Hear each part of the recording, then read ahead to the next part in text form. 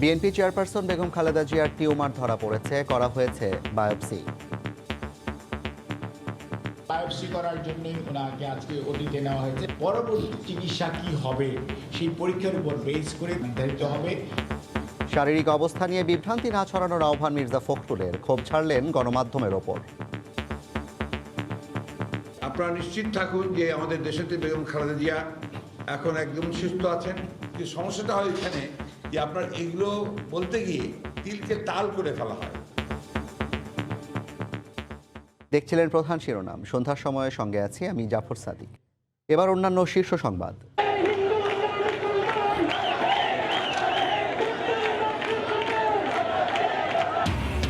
সাম্প্রদায়িক সহিংসতার প্রতিবাদে সম্প্রীতি সমাবেশ। রংপুরে মোটরসাইকেলে করে পেট্রোল এনে আগুন দেয় শিবির ক্যাডার মামুন। নোয়াখালীতে আটক 11। মানবতা বিরোধী অপরাধে জামায়াতের বিরুদ্ধে তদন্ত শেষ হলেও রিপোর্ট পড়ে আছে 7 বছর ধরে। আইনি বাধা না থাকলেও শাস্তির বিষয় নিয়ে অনিশ্চয়তা। বাংলাদেশ বিমানের দুবাই ফেরত ফ্লাইটে আবারও মিলল স্বর্ণ। কার্গো হোলের ফ্লোর থেকে বের করে আনা হয় 8 কোটি টাকার 104টি বার। এবারও আটক নেই কেউ।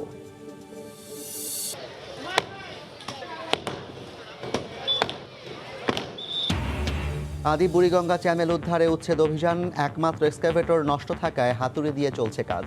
নিষিদ্ধ পলিথিন কারখানার দখলে অস্তিত্ব সংকটে 2 পার। এবং 17 মাস ধরে সন্তানকে আটকে রেখেছেন বাবা। পাগল বলে বাড়ি থেকে বের করে দেওয়া হয়েছে মাকে। অভিযুক্ত পরিকল্পনা প্রতিমন্ত্রীর ছেলে।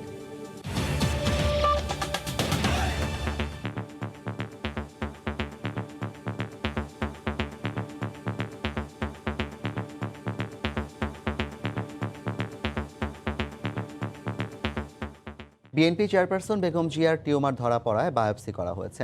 অন্তত 3 সপ্তাহ সময় লাগতে পারে বায়োপসি পরীক্ষার ফল পেতে।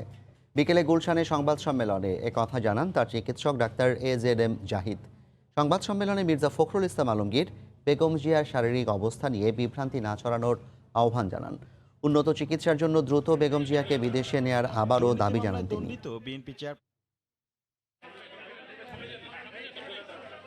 দুর্নীতি মামলায় দণ্ডিত বিএনপি চেয়ারপারসন বেগম খালেদা জিয়া গুরুতর অসুস্থ। সোমবার সকাল থেকে হঠাৎই বিভিন্ন মাধ্যমে আসতে থাকে এমন খবর। এরই মধ্যে তার ছোট ছেলে আরাফাত রহমান কোকোর স্ত্রীর দেশে আসায় সেই গুঞ্জন আরও দানা বাঁধে। এরই প্রেক্ষিতে বিকেলে দলটির গুলশান কার্যালয়ে জরুরি সংবাদ সম্মেলন করা হয়। বেগম জিয়ার শারীরিক অবস্থার বিস্তারিত জানাতে সংবাদ সম্মেলনে যোগ দেন তার চিকিৎসক ডাক্তার ZM জাহিদ। তিনি জানান, জ্বর নিয়ে 12ই অক্টোবর হাসপাতালে ভর্তি হলে বেগম জিয়ার বেশ কিছু শারীরিক পরীক্ষা নিরীক্ষা করানো হয়। ধরা পড়ে তার শরীরে ছোট্ট একটি টিউমার। সিদ্ধান্ত নেওয়া হয় দ্রুত অপারেশনের। পরে তা বায়োপসি পরীক্ষার জন্য পাঠানো হয়। রিপোর্ট পেলেই পুরোপুরি নিশ্চিত হওয়া যাবে তার শারীরিক অবস্থা সম্পর্কে। বায়োপসি করার জন্য ওনাকে আজকে ওটিতে নেওয়া হয়েছে, যেটি নিয়ে আমাদের সবারই জানার আগ্রহ রয়েছে বা উৎকণ্ঠা রয়েছে। বায়োপসি একটা ডায়াগনস্টিক প্রসেসের একটা পার্ট, এবং এই প্রসেসটার পরবর্তী চিকিৎসা কি হবে সেই পরীক্ষার উপর বেস করে পরবর্তী চিকিৎসা ওনার নির্ধারিত হবে এবং রেজাল্টের উপর বেস করে। সংবাদ সম্মেলনে মির্জা ফখরুল ইসলাম আলমগীর বেগম জিয়ার স্বাস্থ্য নিয়ে বিভ্রান্তি না ছড়ানোর আহ্বান জানান। আপনারা নিশ্চিত থাকুন যে আমাদের দেশেতে বেগম খালেদা জিয়া এখন একদম সুস্থ আছেন। এত দায়িত্ব জ্ঞানহীন মিডিয়া কেন হবে ভাই? ওয়াই? They must confirm. জিজ্ঞেস করতে হবে, যারা কাজ করছেন, যারা আছেন, আমাদেরকে জিজ্ঞেস করবে, ডাক্তার সাহেবকে জিজ্ঞেস করবে। আরে একটা বলে দিলেই হয়ে গেল। কি সমস্যাটা হয় এখানে যে আপনার এগুলো বলতে গিয়ে তিলকে তাল করে ফেলা হয়। উন্নত চিকিৎসার জন্য বেগম জিয়াকে আবারও বিদেশ নেয়ার সুযোগ দেওয়ার দাবি জানান মির্জা ফখরুল। সাবেক প্রধানমন্ত্রী সাধারণ মানুষের তো চিকিৎসার পাওয়ার অধিকার। রাশেদ লিমন, সময় সংবাদ, ঢাকা। বেগম জিয়ার শারীরিক অবস্থার সবশেষ খবর জানাতে এই মুহূর্তে রাজধানীর এভার কেয়ার হাসপাতালে আছেন রিপোর্টার আহমেদ সালেহিন। সরাসরি যাচ্ছি তার কাছে। সালেহিন। জাফর, এই মুহূর্তে আমি অবস্থান করছি যে বিএনপি চেয়ারপারসন খালেদা জিয়া যে হাসপাতালে রয়েছেন, অর্থাৎ বসুন্ধরা আবাসিক এলাকার এভারকেয়ার হাসপাতালের ঠিক দক্ষিণ দিকটায়, যেখানে আসলে 12ই October BNP chairperson Begum Khaleda জিয়াকে ভর্তি করা হয়েছিল। আজকে প্রায় 13তম দিনের মতো তিনি এই হাসপাতালে ভর্তি হয়েছেন। এর মধ্যে আপনার শুনতে পেয়েছেন যে বিএনপি যে মহাসচিব রয়েছেন মির্জা ফখরুল ইসলাম আলমগীর, তিনি ব্রিফ করে জানিয়েছেন গণমাধ্যমকে যে তিনি তার একটি বায়োপসি বায়োপসি করা হয়েছে আজকে। সেই বায়োপসির পরে তিনি হাসপাতালে এখনও অনেকটা আশঙ্কাজনক মুক্ত আছেন এবং তাকে কিন্তু হাসপাতালে যখন ভর্তি করা হয় তার আগে তার বেশ কয়েকবার জ্বর এসেছিল। তার সেই জ্বরের পর তার কিছু স্বাস্থ্য পরীক্ষার জন্যই মূলত হাসপাতালে ভর্তি করা হয়েছিল এবং এই হাসপাতালে ভর্তির পরে আজকে যখন যে বায়োপসি করানো হলো সেটি হচ্ছে মূলত লাভ নামে একটি চিকিৎসা বিজ্ঞানের ভাষায় যেটি ডাক্তাররা বলছেন সেই অপারেশনটা করা হয়, ছোট একটা অপারেশন, এবং তার পরপরই সেটি পরীক্ষা করে দেখা হবে যে তার শারীরিক সমস্যাগুলো এবং কি অবস্থায় চিকিৎসা করানো হবে বা করা যেতে পারে সেগুলি মেডিকেল বোর্ড সিদ্ধান্ত নেবেন সেই পরীক্ষার পরেই। এবং সেই পরীক্ষাটির রিপোর্টটি আসতে মূলত সময় লাগবে 3 থেকে 5 দিন, কোনো ক্ষেত্রে 10 দিনও সময় লাগতে পারে। সেই কটা দিন আসলে অপেক্ষা করতে হবে সেই রিপোর্টটি আসলে কি আসে, তার সেই লাম যেই অপারেশনটি করা হয়েছে তো মূলত সেটি জানা যাবে। এর আগে আপনি বলে রাখতে চাই যে তিনি করোনা পজিটিভ হয়েছিলেন এবং করোনা আক্রান্ত হওয়ার পরে গত 27শে এপ্রিল তাকে হাসপাতালে কিন্তু ভর্তি করা হয়েছিল এবং হাসপাতালে তিনি 53 দিন চিকিৎসা নিয়েছেন এবং তারপরে 19শে জুন হাসপাতাল থেকে তিনি কিন্তু তার বাসায় গুলশানের ফিরে যান এবং তার 1 মাস পরে কিন্তু তিনি কোভিডের যে টিকা সেটি কিন্তু ভ্যাকসিন তিনি নিয়েছিলেন গত 19শে জুলাই এবং তার পরবর্তীতে দ্বিতীয় ডোজের যে টিকা মডার্না সেটি কিন্তু নিয়েছেন হচ্ছে 18ই আগস্ট। তারপরে কিন্তু তার শারীরিক অবস্থা মোটামুটি ভালোই ছিল, তারা বিএনপি দাবি করেছিল, কিন্তু এরপরে আসলে তার শারীরিক যে সমস্যাগুলি রয়েছে আর্থাইটিস সহ ডায়াবেটিস এবং হার্টের যে সমস্যা সেগুলি কিন্তু কিছুটা সমস্যা তৈরি করার কারণে তাকে হাসপাতালে ভর্তি করা। এছাড়াও তাকে কিন্তু তার চিকিৎসক এবং দলের পক্ষ থেকে বারবার বলা হয়েছে যে তাকে এই দেশে চিকিৎসা করানো সম্ভব নয় এবং তাকে বিদেশে নিতে হবে। সেই বিষয়ে তার পরিবার থেকে আবেদন করা হয়েছিল সরকারের কাছে, কিন্তু সরকার কিন্তু সেই বিষয়ে কোনো সাড়া দেয়নি বলে তারা দাবি করেছেন এবং আজও কিন্তু সেই দাবিটি কিন্তু তারা করেছেন, তাকে বিদেশে চিকিৎসা করানো দরকার। তো এই ছিল মোটামুটি আমার কাছে বিএনপি চেয়ারপারসন বেগম খালেদা জিয়ার শারীরিক অবস্থা, তিনি হাসপাতালে ভর্তি ছিলেন তার সবশেষ খবর। রাজধানীর এভার কেয়ার হাসপাতালের সামনে থেকে যুক্ত হয়েছিলেন রিপোর্টার আহমেদ সালেহীন, জানাচ্ছিলেন বিএনপি চেয়ারপারসন বেগম খালেদা জিয়ার শারীরিক অবস্থার সবশেষ খবর। সাম্প্রদায়িক সহিংসতার প্রতিবাদে চট্টগ্রাম সহ বিভিন্ন স্থানে সম্প্রীতি সমাবেশ করেছেন নানা শ্রেণী পেশার মানুষ। কর্মসূচি থেকে সহিংসতায় জড়িতদের দৃষ্টান্তমূলক শাস্তির দাবি জানানো হয়।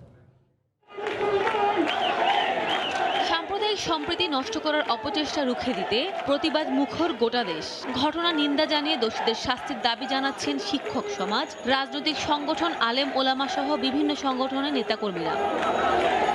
সোমবার বিকালে চট্টগ্রাম নগরের আন্দরকিল্লায় সংখ্যালঘু সুরক্ষা আইন দ্রুত বিচার ট্রাইব্যুনালে দোষীদের বিচারের দাবিতে প্রতিবাদ সমাবেশ করেছে মহানগর পূজা উদযাপন পরিষদের নেতাসহ সর্বস্তরের মানুষ। এই সময় প্রতিবাদী ব্যানার, ফেস্টুন হাতে মিছিল নিয়ে নগরের প্রতিটি ওয়ার্ড থেকে সাধারণ মানুষ আসতে থাকেন সমাবেশস্থলে। এদেশে আমরা স্বাধীনভাবে মুক্তভাবে ধর্মচর্চা করতে চাই। সংখ্যালঘু সুরক্ষা আইনের কথা তারা ঘোষণা দিয়েছিল, আমরা সেই আইনটি দ্রুত বাস্তবায়নের জন্য দাবি জানাই। এদিকে বিভাগীয় আইনশৃঙ্খলা কমিটির সভায় চট্টগ্রাম রেঞ্জের ডিআইজি আনোয়ার হোসেন জানান, সাম্প্রদায়িক সহিংসতার সঙ্গে জড়িতদের চিহ্নিত করে একে একে আইনের আওতায় আনা হচ্ছে। মূল যে ব্যক্তিটা যেখান থেকে শুরু আসার কথা হচ্ছে যে সেই ব্যক্তিটাকে আমরা একেবারে নিশ্চিতভাবে চিহ্নিত করে গ্রেফতার করতে পেরেছি। সোমবার সকালে রাজশাহী বিশ্ববিদ্যালয়ের সিনেট ভবনের সামনে মানববন্ধন করেন শিক্ষক, কর্মকর্তা, কর্মচারীরা। ব্যানার ও প্ল্যাকার্ডে তুলে ধরা হয় তীব্র প্রতিবাদ। অসাম্প্রদায়িক চেতনার বাংলাদেশে চিহ্নিত অপশক্তি এমন হামলা ঘটাচ্ছে বলে অভিযোগ তাদের। অবসরপ্রাপ্ত একজন বিচারপতির নেতৃত্বে একটি তদন্ত কমিশন গঠন করা হোক। পারস্পরিক মেলামেশা, বিভিন্ন পূজা পার্বণে একত্রিত হওয়া, এই মেলবন্ধন আগে যেটা ছিল সে আবার আমাদের বিস্তৃত করতে হবে। রংপুরে জেলা আওয়ামী লীগের উদ্যোগে মানববন্ধন ও বিক্ষোভ সমাবেশ অনুষ্ঠিত হয়। সাম্প্রদায়িক হামলা, ভাঙচুর ও অগ্নিসংযোগে জড়িতদের দ্রুত শনাক্ত করে দৃষ্টান্তমূলক শাস্তির দাবি জানান বক্তারা। এক শ্রেণীর লোক এই সাম্প্রদায়িক দাঙ্গা সৃষ্টি করতেছে, আমরা তাদের তীব্র নিন্দা করি। তদন্ত শেষ করে বিচার নিষ্পত্তি করে তাদের দৃষ্টান্তমূলক শাস্তি দেওয়ার দাবিতে আজকের আমাদের এই মানববন্ধন। সাম্প্রদায়িক সম্প্রীতি বজায় রাখতে ও উগ্র গোষ্ঠীদের প্রতিহত করতে সবাইকে ঐক্যবদ্ধ থাকার আহ্বান জানান আইনশৃঙ্খলা রক্ষাকারী বাহিনীর সদস্যরা। সাদিয়া আফরিন, সময় সংবাদ। রংপুরে মাছিপাড়ায় মোটরসাইকেলে করে পেট্রোল এনে বাড়িঘরে ছিটিয়ে দিয়ে আগুন দেয় শিবির ক্যাডার মামুন, আর তাকে সহযোগিতা করে সনেট।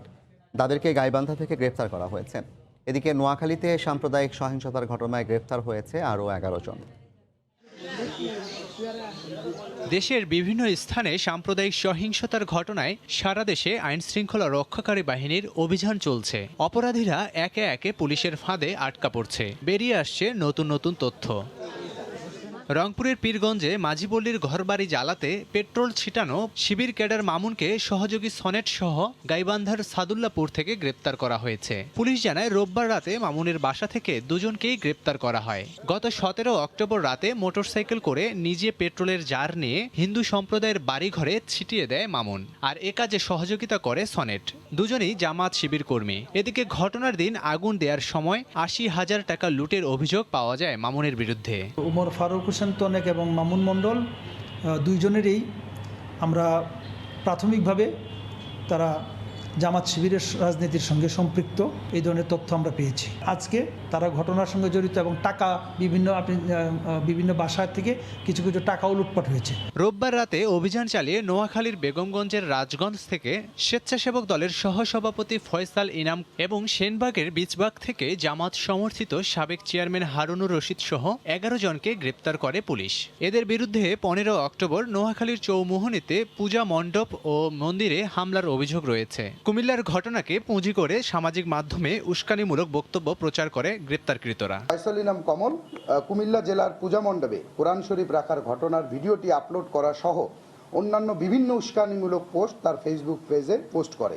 এদিকে চাঞ্চল্যকর কুমিল্লার ঘটনায় প্রধান আসামি ইকবাল হোসেনকে নিয়ে পূজা মণ্ডপ থেকে খোয়া যাওয়া হনুমানের গদা উদ্ধার করে পুলিশ। রোববার রাত 11:30টার দিকে গ্রেপ্তার হওয়া ইকবালকে সঙ্গে নিয়ে উদ্ধার অভিযান চালানো হয়। এ সময় তার দেখানো তথ্যের ভিত্তিতে দারোগাবাড়ি মাজারের পাশের একটি ঝোপ থেকে গদাটি উদ্ধার করা হয়। পরে সেটি আলামত হিসেবে সংরক্ষণ করে আইন শৃঙ্খলা রক্ষাকারী বাহিনী।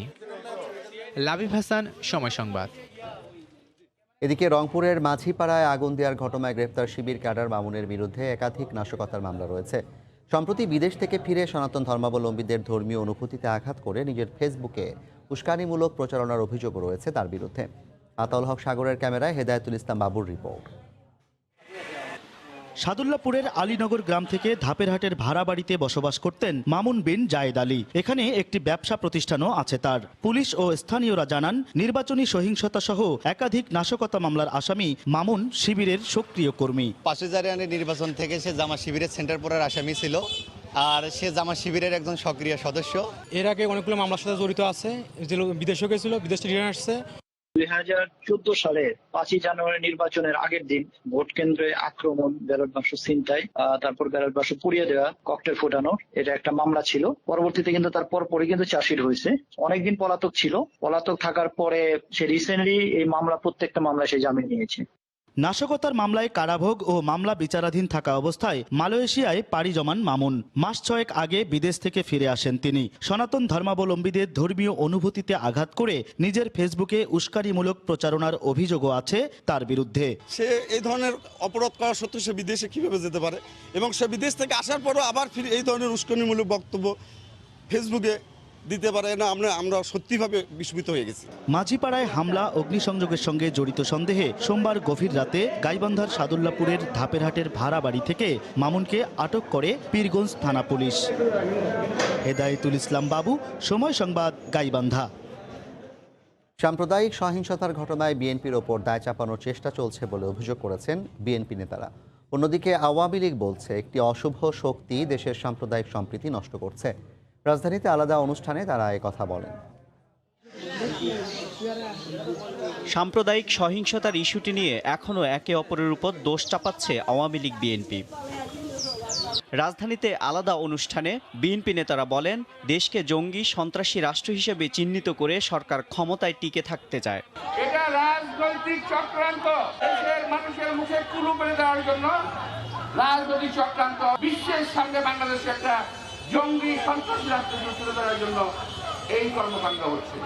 সরকার এই তরুণ স্পর্শকাতর সাম্প্রদায়িক দাঙ্গার মধ্য দিয়ে তার ক্ষমতা দীর্ঘায়িত করা একটা হীন প্রচেষ্টায় লিপ্ত। এছাড়া রাজধানীতে আলাদা অনুষ্ঠানে আওয়ামী লীগ নেতারা বলেন, বিএনপি জামাত সহ একটি অশুভ শক্তি সাম্প্রদায়িক সম্প্রীতি নষ্ট করছে। সাম্প্রদায়িক সন্ত্রাসের যে অভয়ারণ্য গড়বার পায়তারা করছে দেশের জামাত বিএনপি ও তাদের সাগরেদ মৌলবাদী তাবেদার অপশক্তি, তাদের বীরদাত ভেঙে দিয়ে অসভ্যদায়ক বাংলাদেশ বিনির্মাণের আলপথ রচনার আমাদের সঞ্জীবিত হতে হবে।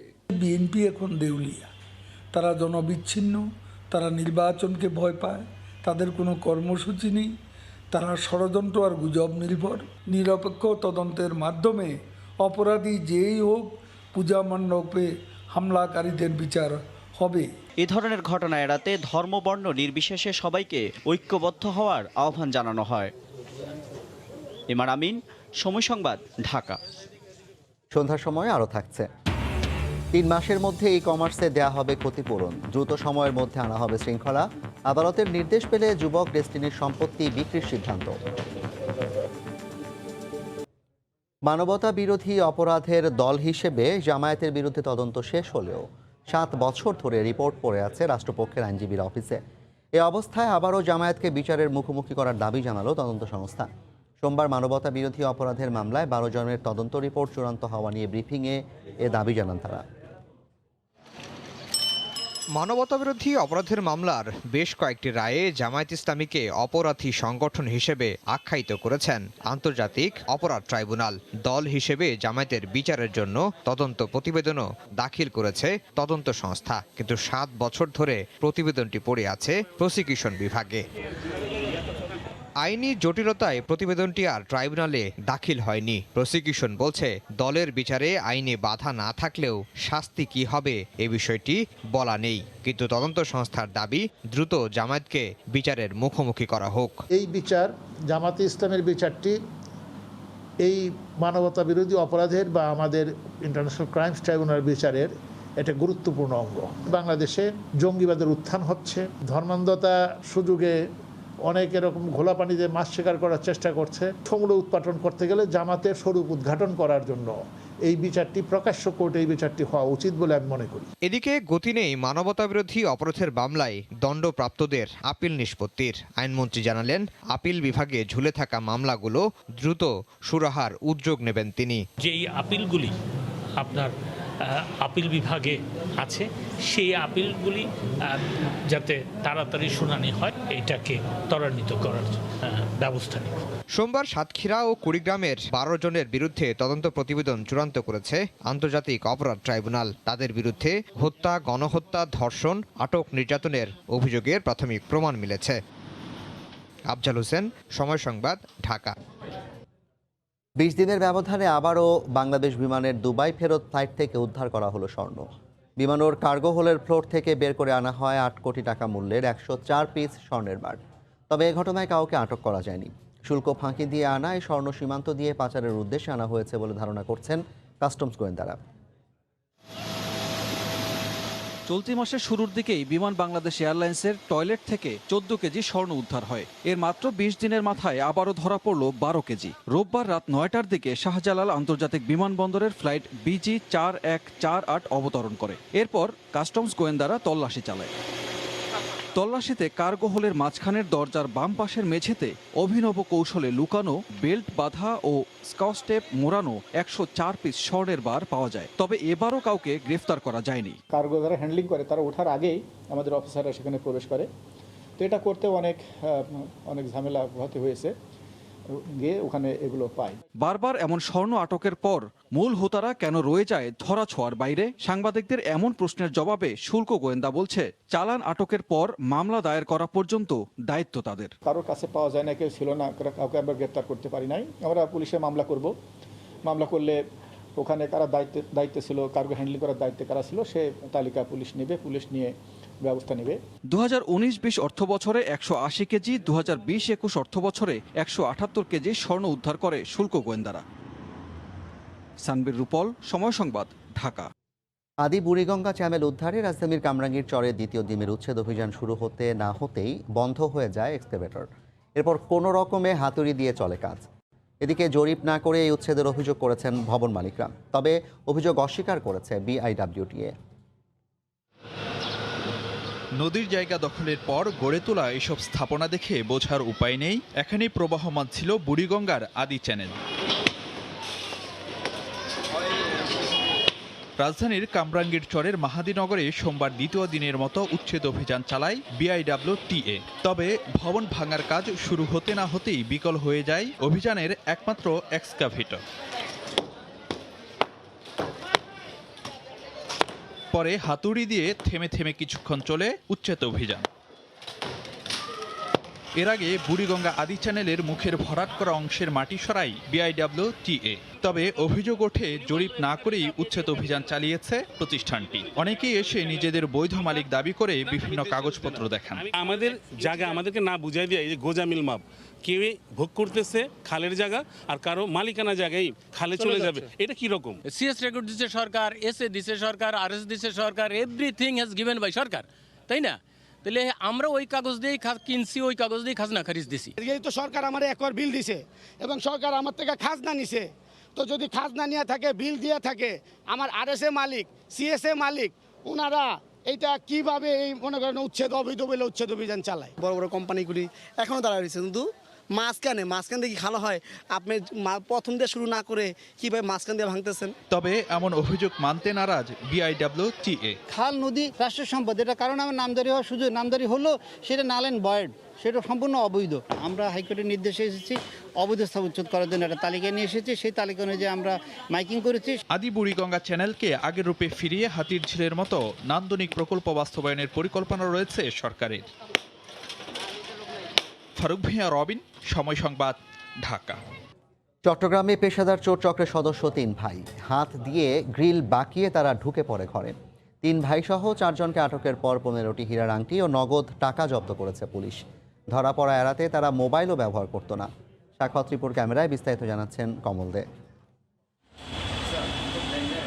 সিসিটিভি ফুটেজে দেখা যাচ্ছে নগরীর একটি বহুতল ভবনে গ্রিল ভেঙে ভেতরে ঢুকছে চোর দলের সদস্য মাইনুদ্দিন। আবার ধরা পড়ার পর থানা কার্যালয়ে অভিনয় করে দেখাচ্ছে চুরির নানা কৌশল। চট্টগ্রাম সহ দেশের বিভিন্ন স্থানে অভিযান চালিয়ে আটক করা হয়েছে 4 জনকে। উদ্ধার করা হয়েছে 15টি হীরার আংটি, স্বর্ণালংকার, ডলার এবং নগদ টাকা। এক ভাই রিক্সা চালায় আর 2 ভাই প্যাসেঞ্জার সেজে উপরে ওঠে, রিক্সার উপরে ওঠার পরে তারা বিভিন্ন অলিয়ে গলিয়ে ঘুরে বাসা টার্গেট করে এক ভাই মাইনুদ্দিন যে বডি বিল্ডার, সে চুরি করে আবার জিমও করে, কিন্তু সে যে কোনো বিল্ডিংয়ের পেছন দিয়ে ওঠে, জানালার গ্রিলকে নিজের শক্তি দিয়ে বাঁকা করে হাত পায়ের সহায়তায় সে বাঁকা গ্রিলের দিয়ে সে বিল্ডিংয়ে প্রবেশ করে। এই 3 ভাই গত 5 বছরে চুরি করেছে অন্তত 400, আর পুলিশের হাতে গ্রেপ্তার হয়েছে 6 বার। মূলত কারাগারে রান্না করে কাজ করতে গিয়ে তার হাত ও পায়ের পেশিগুলো শক্তিশালী হয়ে ওঠে। জামিনে বের হয়ে জিমও করেছে। শারীরিক এই শক্তিকে লাগানো হচ্ছে চুরির কাজে। নগদ টাকা ও স্বর্ণালংকার তাদের চুরির মূল টার্গেট। হাতে গ্রিল ব্যাগা করে বাসার ভিতরে ঢুকে মোবাইল টোবাইল নেই, আর নাহলে টাকা পয়সা পাইলে এগুলো নিয়ে আসে। চুরি করে আসছে, আমি দেখছি, দেখার পরে আমার $7 দিছে, এগুলো আমি দিয়ে দিছি। এই চোর দলের প্রতিটা সদস্যের বিরুদ্ধে নগরের বিভিন্ন থানায় 20টির বেশি মামলা রয়েছে বলে জানিয়েছে পুলিশ। তবে গ্রেপ্তার এড়াতে এই দলের সদস্যরা মোবাইলের মতো কোনো ইলেকট্রনিক্স ডিভাইস চুরি কিংবা ব্যবহার করে না। কমল দে, সময় সংবাদ, চট্টগ্রাম। 17 মাস ধরে সন্তানকে আটকে রেখেছে বাবা। নির্যাতন করে পাগল বলে মাকেও বাসা থেকে বের করে দেওয়ার অভিযোগ উঠেছে পরিকল্পনা প্রতিমন্ত্রীর ছেলের বিরুদ্ধে। তাই সন্তানকে ফিরে পেতে মা হাইকোর্টের দ্বারস্থ হয়েছেন। শুনানি শেষে শিশুটিকে নিয়ে তার বাবার বিদেশ যাত্রা নিষেধাজ্ঞা দিয়েছেন আদালত। গত বছরের 8 ফেব্রুয়ারি থেকে 5 বছরের শিশু ইসফির আনাহিতাকে কাছে পাননি মা। এ কদিন শুধু ভিডিও কলে কথা বলার সুযোগ হয়েছে, তাও আদালত থেকে অনুমতি পাওয়ার পর। মায়ের অভিযোগ, 6 বছরের সংসারে শ্বশুরবাড়ির অকথ্য নির্যাতন সহ্য করতে হয়েছে তাকে। পাগল বলে বের করে দেওয়া হয় বাড়ি থেকে। ভিডিও কলে কথা বলার সুযোগ দিলেও সন্তানকে পরিচয় করিয়ে দেওয়া হতো খালা হিসেবে। শারীরিক মানসিক নির্যাতন, আমাকে প্রতিনিয়ত সবার কাছে অপদস্থ করা হতো, আমাকে পাগল বলা হতো। এমনকি বাচ্চাও পর্যন্ত ধরে রেখেছে, বাচ্চাকে দিয়ে পর্যন্ত বলিয়েছে তোমার মাকে পাগল ডাকো। তার অভিযোগ, স্বামীর পরিবার প্রভাবশালী হওয়ায় ভয়ভীতি দেখানোর কারণে আইনের আশ্রয় নিতে পারেননি তিনি। মা বাচ্চাকে দেখতে পারবে না, এরকম আসলে কোনো আইন নাই। ও আমার শরীরের একটা অঙ্গ, কেন আমাকে এত খারাপভাবে ডিপ্রাইভ করা হচ্ছে, বঞ্চিত করা হচ্ছে, 1.5 বছরেরও বেশি সময়, আমি ঠিক জানি না। বাচ্চা মার কাছে আসবে, এটা তো ওর ন্যায্য অধিকার, তাই না? তাই সন্তানকে কাছে পেতে হাইকোর্টের দ্বারস্থ হলেন মা। শুনানি শেষে রুল জারি করেন আদালত। নিষেধাজ্ঞা দেয়া হয়েছে শিশু ইসফিরকে নিয়ে বাবার বিদেশ যাত্রার। নর্মালি আমরা দেখি হাইকোর্ট ডিভিশনে হাজব্যান্ড আসে, কিন্তু এখানে দেখলাম আনফর্চুনেট মাদার, মাকে আসতে হলো। তো এটা একটা গ্রেট ইনজাস্টিস। ভুক্তভোগীর স্বামীর নাম মুশফেক আলম সৈকত, শ্বশুর পরিকল্পনা প্রতিমন্ত্রী ডক্টর শামসুল আলম। যদিও এ বিষয়ে প্রতিমন্ত্রীর পরিবারের কারো বক্তব্য পাওয়া যায়নি। আফজাল হোসেন, সময় সংবাদ, ঢাকা। আগামী 3 মাসের মধ্যে সুব্যবস্থাপনার মধ্যে আনা হবে দেশের ই-কমার্স খাতকে। গত জুলাই মাস থেকে এ খাতে বকেয়া পড়া 214 কোটি টাকা ভোক্তাদের ফিরিয়ে দিতে নেওয়া হবে কার্যকর উদ্যোগ। সচিবালয়ে আন্তঃমন্ত্রণালয় বৈঠক শেষে এমন আশার কথা শোনালেন বাণিজ্যমন্ত্রী। আদালতের রায় পেলে যুবক, ডেস্টিনির মতো প্রতিষ্ঠানগুলোর স্থাবর সম্পত্তি বিক্রি করে গ্রাহকদের ক্ষতিপূরণের কথাও জানান তিনি। ডুবতে থাকা ই কমার্স খাতকে উদ্ধারে দেরিতে হলেও উদ্যোগ নিয়েছে বাণিজ্য মন্ত্রণালয়। শুরুতে দায় এড়াতে চাইলেও পরে প্রতারণার সঙ্গে জড়িতদের প্রচলিত আইনে ব্যবস্থা নেওয়ার পাশাপাশি নীতিমালা সংশোধন সহ কাঠামোগতভাবে এই খাতকে ঠেলে সাজানোর উদ্যোগ নেওয়া হয়েছে। সম্প্রতি মন্ত্রিপরিষদ ও উচ্চ আদালতের গঠন করে দেওয়া কমিটি কাজ শুরু করেছে। আলাদা করে বিভিন্ন মন্ত্রণালয়ের সঙ্গে বৈঠকের ধারাবাহিকতায় এবার দ্বিতীয় দফা বৈঠকে আমন্ত্রণ জানানো হয় ডাক, টেলিযোগাযোগ, তথ্য প্রযুক্তি মন্ত্রণালয়ের শীর্ষ কর্তাদের পাশাপাশি প্রধানমন্ত্রীর বেসরকারি বিনিয়োগ বিষয়ক উপদেষ্টাকেও। 2 ঘণ্টাব্যাপী বৈঠকের পর সিদ্ধান্ত আসে আগামী 3 মাসের মধ্যে ভোক্তাদের ক্ষতিপূরণ নিশ্চিত করা হবে। জুলাই থেকে যারা পেমেন্ট দিয়ে আটকে আছে, যাদের টাকা ফেরত পাচ্ছে না, বিভিন্ন কারণে ফ্রিজ করা হয়েছে বা যাই হোক, সেটা ক্লিয়ার করে তারা যেন পায়, সেই লক্ষ্যেও তারা কাজ করবে। শুধু ডিজিটাল কমার্স খাতের প্রতারণা নয়, যুবক, ডেস্টিনির মতো প্রতিষ্ঠানগুলো নিয়েও সরকার ভাবছে বলে জানান বাণিজ্য মন্ত্রী। ডেস্টিনি এদের কিন্তু স্থাবর সম্পত্তি আছে, যা MLM কোম্পানি, তাদের জমি ছিল, এটা ছিল, এই স্থাবর সম্পত্তিগুলো কিন্তু তারা নিয়ে যেতে পারেনি। সেইটার দামটা যদি পাওয়া যায় এবং আদালত যদি নির্দেশ দেয় যে এইটাকে যারা ক্ষতিগ্রস্ত হয়েছে প্রপোর্শন করে, যেমন 2000 কোটি টাকা বাজারে দেয় না, যদি পাওয়া গেল 1000 কোটি টাকা, সেইভাবে দেওয়া যেতে পারে। আইসিটি মন্ত্রণালয় থেকে সব ব্যবসায়ীর জন্য একটি ইউনিক কোড নম্বর দেওয়ার উদ্যোগ নেওয়া হবে বলে জানানো হয় বৈঠকে। ইহসান জুয়েল, সময় সংবাদ, ঢাকা। ভুল শুধরে নিয়ে বিশ্বকাপের পরের ম্যাচগুলোতে 3 বিভাগে ইতিবাচক ক্রিকেট খেলার লক্ষ্য বাংলাদেশের, জানিয়েছেন টাইগার ওপেনার নাঈম শেখ। ফর্মে থাকায় বেশ আত্মবিশ্বাসী এই ওপেনার। দলের প্রয়োজনে সেরাটা দিতে শতভাগ প্রস্তুত বলেও জানান নাঈম।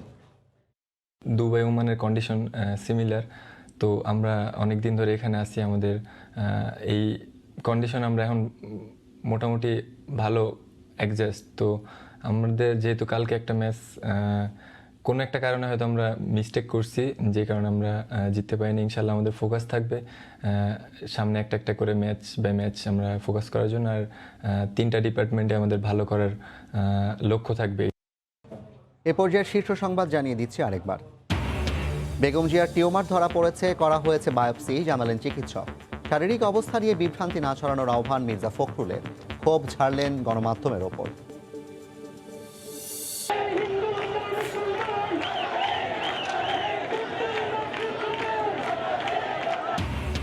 সাম্প্রদায়িক সহিংসতার প্রতিবাদে সম্প্রীতি সমাবেশ। রংপুরে মোটরসাইকেলে করে পেট্রোল এনে আগুন দেয় শিবির ক্যাডার মামুন।